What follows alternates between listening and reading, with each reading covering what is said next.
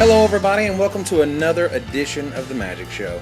This week we're going to take a look at the first new card type since the introduction of the game, my upcoming performance in Pro Tour Valencia, yes, you heard that right, and more. Let's go! 1, 2, 3, 4.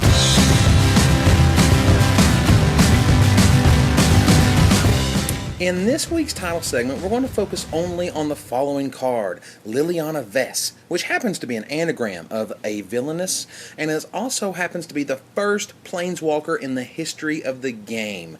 This is huge. Huge as in, it's magic, but it doesn't really feel 100% magic, which makes it awesome.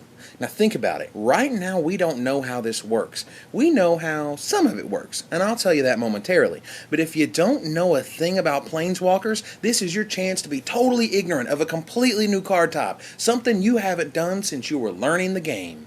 Remember the first time you had something countered? You were just trying to get a handle on turning things sideways, and suddenly you had instants to worry about. Right now, that is us, the entire Magic player base, regarding Planeswalkers. Oh man, do you have any idea how much they're loving this in Wizards R&D offices right now? Holy crap, they're high-fiving and giggling their heads off, I assure you. This is their new baby, and they get to show it to us one delectable piece at a time. Their little secret that they've had for a year or more is finally making its way into the world, and right now we are just clueless in the best way. Alright, so they're here. How do they work? What does she do exactly? Well, first, let's back up and see how this card came to the Magic public. Each week, WotC has been giving us Planeswalker mini-site updates. This is a collection of games, wallpaper, and other Flash-enabled doodads to keep us wondering just what in the hell a Planeswalker is. Then came the Liliana Vess site update. Liliana is the woman who we'd seen before on the, quote, "They're Coming" poster from the U.S. Nationals. On Monday, her mini-site update revealed a crossword puzzle whose prize was that you got to see the actual card itself. Needless to say, this was a huge surprise. We all figured Wizards would keep Planeswalkers under NDA until Rosewater gushed about them in the first preview column. Not so, and I love it. I love the speculation and the wonder of such an alien presence. Now, before we get to the admittedly ridiculous abilities, let's see what we do know about Planeswalkers as spoiled by Wizards themselves. First, it is a spell with a casting cost. That means it can be transmuted for, it goes on the stack when it's played, and it can be countered. Number 2, it is a permanent. That means that while it can be disenchanted, it can still be salt blasted or vindicated with ease. Number 3, it can be destroyed, targeted, or manipulated directly. This means more than it simply can be removed. This means that cards can now say things like target Planeswalker or destroy target Planeswalker. You can be sure that there are at least a few cards in Lore that reference Planeswalkers without actually being one. Number 4, you can attack Planeswalkers and your creatures can block for your Planeswalker. Your Planeswalker loses 1 loyalty for each point of combat damage dealt to it. Now this is a biggie, folks. Attacking someone that isn't another player is going to feel a little strange, but I'm sure we'll get used to it. The key here is that each point of damage removes a loyalty counter. Does that mean Planeswalkers can be targeted as an additional player? Can you incinerate Liliana Vess? Number 5, they have loyalty markers which are used to pay for abilities. The number there in the bottom right is that Planeswalker's loyalty number. Number 6, they bust out of the frame. This is an important thing I think some people are downplaying. Outside of a silver bordered set, we've never ever had art that has such a completely sweet new frame and comes out of said frame. Liliana is the only one we know who does this so far, but come on, you know this has to be a precedent for the other 4. Now let's take a look at what we don't know. First of all, we don't know how you add loyalty counters. Do you add loyalty counters automatically each turn, or must you use the +1 loyalty ability to add counters? Does every Planeswalker have +1 counter abilities?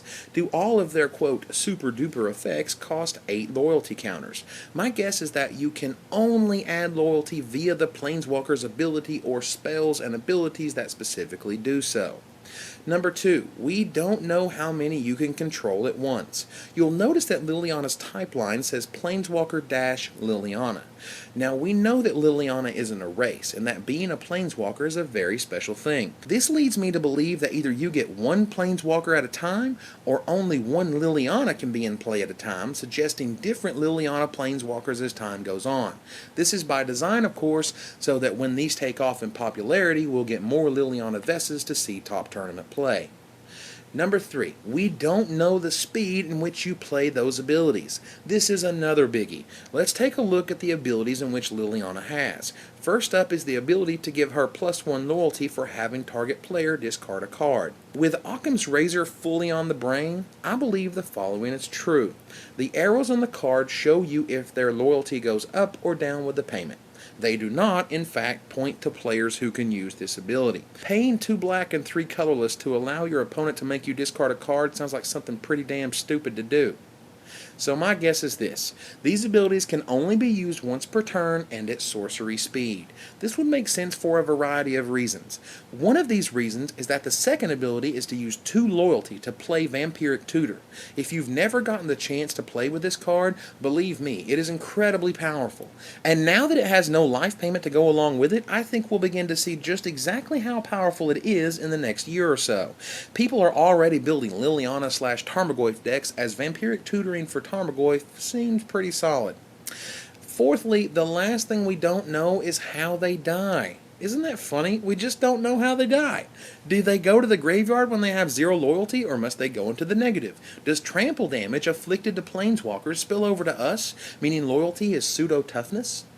I'm guessing Liliana here will be one of the, if not the, most powerful Planeswalkers in Lorwyn. If she works the way I've mentioned, this will be a huge tournament staple for years to come.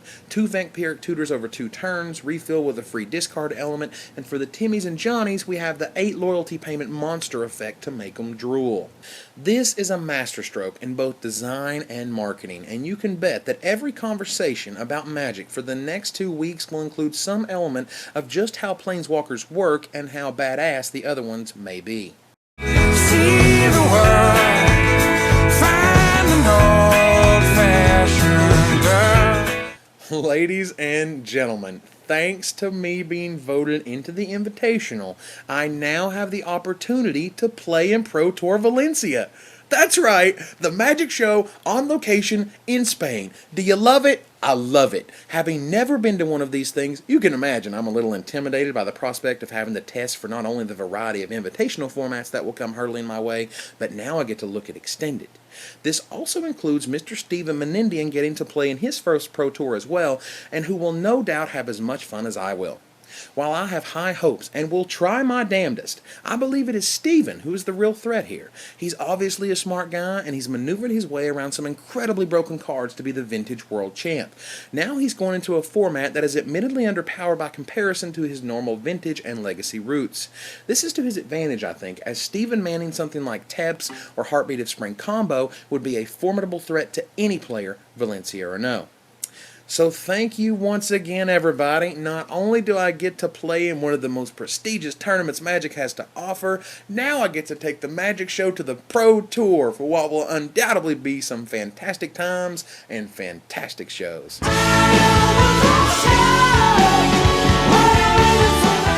Alright, last week you guys let it be known by a wide margin that multicolor is the way to go for our good friend Captain Tickles. But something else came up this week that is just too cool to ignore. Do you love Planeswalkers already? I know I do. But what about the Captain? If you were coming up with a card for the Invitational, wouldn't you want it to be a badass Planeswalker instead of a regular old creature?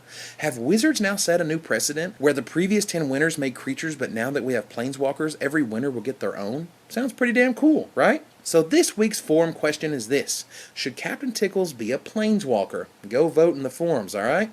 And that's all for this week, everybody. Until next time, Magic players, this is Evan Irwin, tapping the cards so you don't have to.